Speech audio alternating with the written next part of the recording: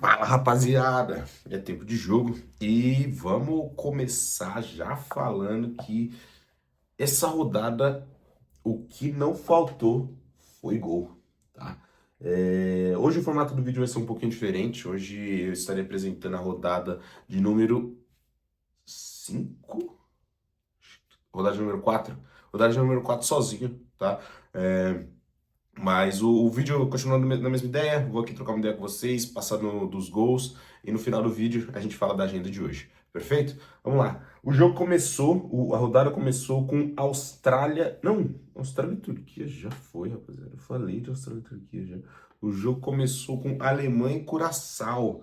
Um jogo onde, para ser bem sincero, já se esperava um domínio grande da seleção alemã, tá? Entrou no jogo como favoritíssima para a partida. Só que o problema é que não se esperava que fosse trazer memórias tão ruins para o povo brasileiro. A Alemanha venceu a partida num resultado de 7-1, tá? E Curaçao fazia sua estreia de Copa do Mundo. A Alemanha abriu o placar bem cedo, tá? Abriu o placar aos 5 minutos de jogo com... Eita, chega a ser difícil de ver aqui o... Como é que fala? o, o número, porque tanta gente fez gol. O Nencha, você acredita que é essa a pronúncia do nome dele? Abriu o placar aos 5 minutos, uma tabela rápida em frente à grande área. Uma tabela com Florian Wirtz e sobra um 9, ele faz um pivô ali, o Florian Wirtz, e ele dá uma pancada no canto do gol, 1-0 Alemanha.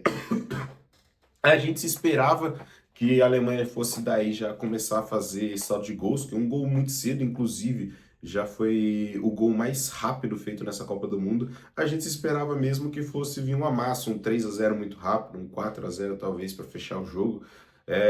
Mas não foi o que aconteceu. Curaçao acordou para a partida, buscou troca de passe, acelerar o jogo e conseguiu empatar o jogo aos 21 minutos, o Curaçao empata o jogo, uma festa no estádio, estreia do Curaçao em Copas do Mundo, primeiro gol na Copa do Mundo já contra uma seleção fortíssima que é a seleção da Alemanha, e virou um estádio para os torcedores de Curaçao, virou um clima de festa, uma loucura total.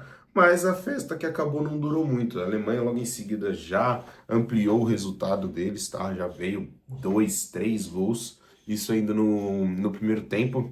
E a partir daí a seleção de Curaçao já ficou mais apreensiva, tá? Eu vou listar aqui, acho que fica mais fácil listar os jogadores do que passar todos os gols, porque senão a gente vai ficar aqui o dia todo. Perfeito? Vamos lá. Dois gols do Kai Havertz, um gol do Musiala, um gol do Brown, um gol do Slottenberg, gol de escanteio do Slottenberg. Kimmich deu 2 assistências, um jogão do Kimmich. O Florian Wirtz, que nem eu comentei, deu uma assistência. O Brown também deu uma assistência. No banco de reserva entrou um cara que foi o Dennis Undav. Ele entrou, deu 2 assistências, fez um gol. Então, esse foi o resumo do jogo da Alemanha, tá? Teve gol de pênalti, teve gol de cabeça, teve golaço. Kai Havertz foi misericordioso. Misericordioso não. O Kai Havertz fechou o caixão com prego e tudo. Com o último gol, dando uma cavadinha no goleiro.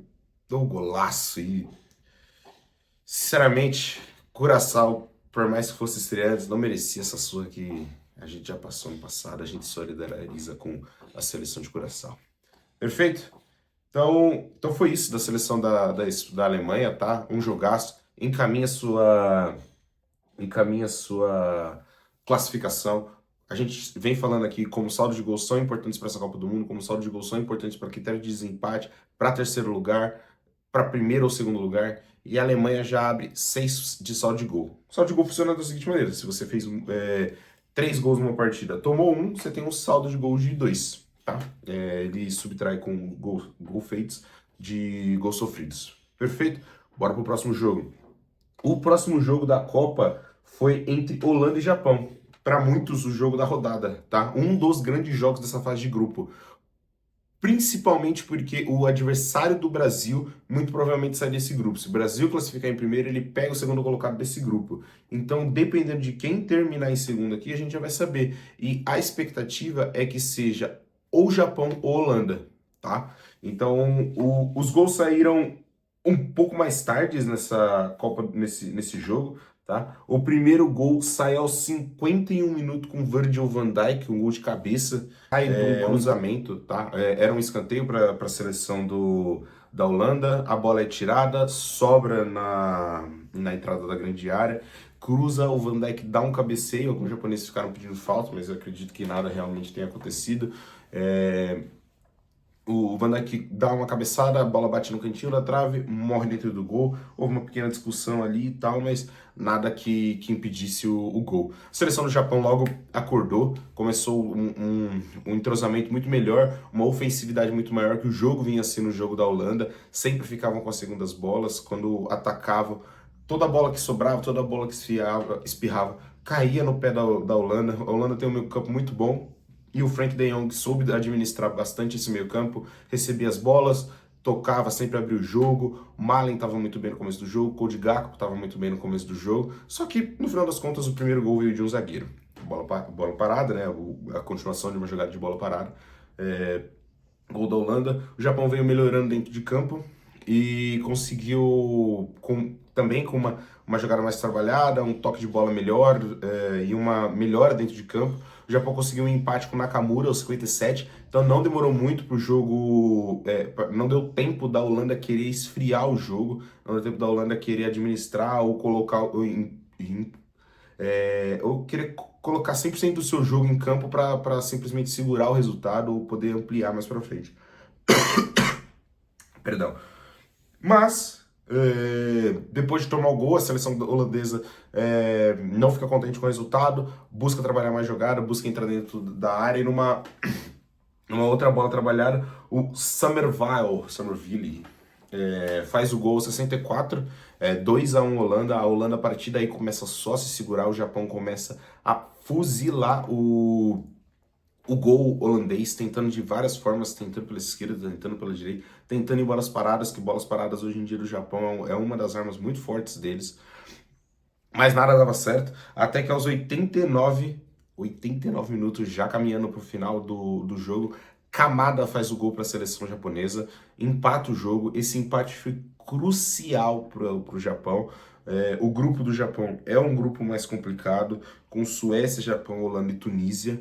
A gente vai falar do jogo da Suécia mais tarde, mas por ser um grupo mais complicado, perder pontos contra a Holanda seria praticamente dizer adeus. A jogo contra a Suécia entra como favorito contra o Japão, muito provavelmente é uma das favoritas contra o Japão, e o Japão ele vai precisar conquistar pontos em um desses dois jogos, e já conquistou um ponto contra a Holanda. Se conquista mais um ponto, se conquista 3 pontos contra a Suécia, praticamente encaminha. A Tunísia nesse grupo aqui é uma seleção considerada mais fraca. Qualquer derrota para a Tunísia ou qualquer empate com a Tunísia é considerada praticamente uma zebra, tá? Essas outras três seleções são superiores, tanto em ranking FIFA quanto em futebol, bola jogada ultimamente, e tem melhores jogadores. Perfeito? Fechando o jogo 2, a gente vai para o jogo da tarde, já Costa do Marfim e Equador. Costa do Marfim e Equador foi o jogo onde mais demorou até agora nessa Copa do Mundo para sair o zero do placar, tá? O zero do placar vem só aos 90 minutos com gol de Diallo, mas ambas as seleções tentavam criar um gol durante a partida, mas o gol não saía de jeito nenhum. O melhor jogador da seleção, o melhor jogador da partida, na minha opinião, e que foi também o melhor jogador da Costa do Marfim, foi o Diomande, jogador que a história dele vem melhorando muito no futebol hoje em dia, tá? Ele já jogou em categorias de bases de time de quarta divisão, jogou, se eu não me engano, no Leganés do futebol espanhol, um time que também é muito pequeno. Agora, na última temporada, ele foi considerado jogador revelação da Bundesliga, tá? Ele joga pelo Red Bull Salzburg, se eu não estou enganado, da Alemanha, e se tornou um grande jogador já na Alemanha, já se tornando o jogador revelação. Esse é um título que dão para os jogadores mais jovens, melhores da temporada lá na Bundesliga, e que é o campeonato alemão, não sei se eu falei, mas que é o campeonato alemão. E já existe um alvoroço no mercado falando que ele será a nova contratação do Liverpool, já é um jogador muito caro, mas é um jogador que joga uma bola absurda. Ontem tentou de todas as maneiras, era praticamente imparável no drible, mais de 2 jogadores tinham que marcar ele para não perder o jogador dentro de campo. Mas foi difícil, mas aos 90 minutos saiu o gol da Costa do Marfim. Costa do Marfim vence o jogo por 1-0.